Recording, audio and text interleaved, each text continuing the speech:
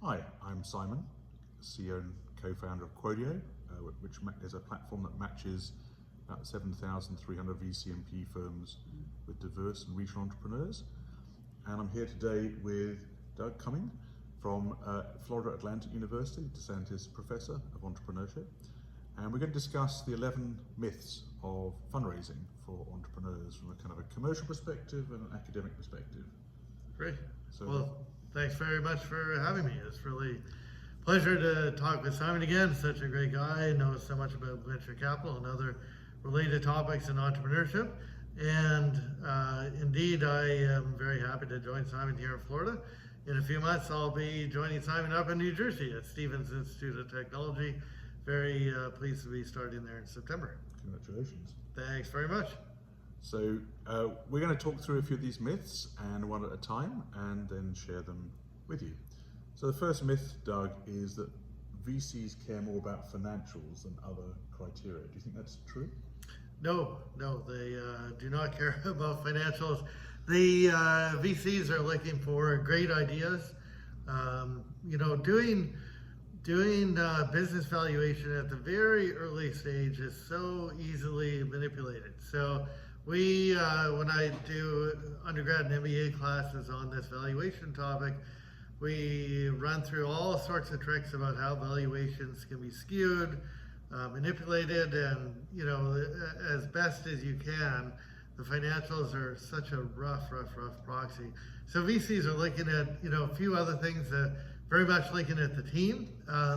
You need someone who is really good on the technical side of things, but you also need someone who's a leader, and then someone who is a real advocate that can go out, secure contacts, get people excited about what you're doing. And so it's sort of a mix of different skills amongst people on the team.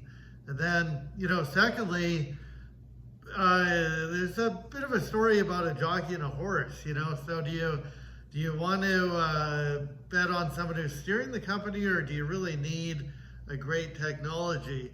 And for a lot of different types of businesses, both are extremely important. So the technology is no good. There's only so far a great leader is able to take it.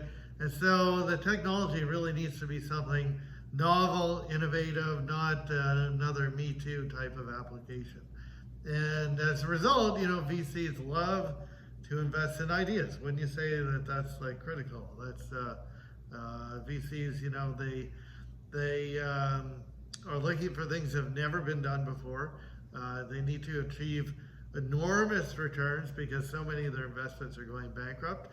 So to get the positive trajectory for a company to be part of the portfolio, it needs to be one that's going to be absolutely groundbreaking.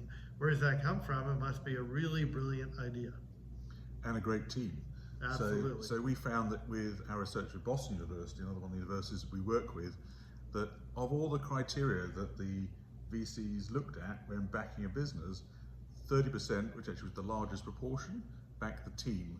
And it has to be a team also that's capable of pivoting, changing, listening, and yet be clear enough in their trajectory and their vision. Yeah, for sure. Talking about the things that you need to be adaptable to. Imagine starting a business in early 2020 when all of a sudden you're facing COVID, or an election shift, and all of a sudden you think you have access to foreign markets, and then all of a sudden you don't. So there's so many things that can come up in an unexpected way.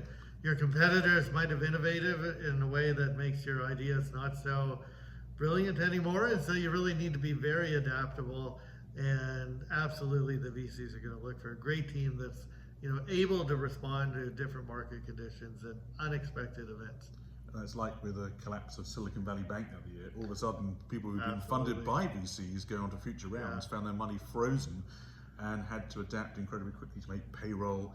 So, and how they manage their colleagues in those kind of circumstances was so important, because if you can't make payroll, can your business survive?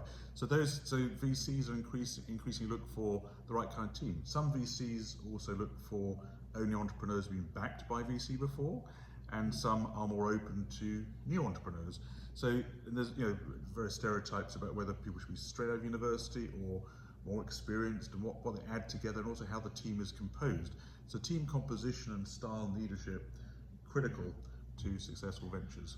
Yeah, you know, even to add quickly on that is VCs don't mind finding people that have failed before. That's, you know, a sign of, well, what do you learn from the experience? How do you learn to adapt? What makes you more resilient?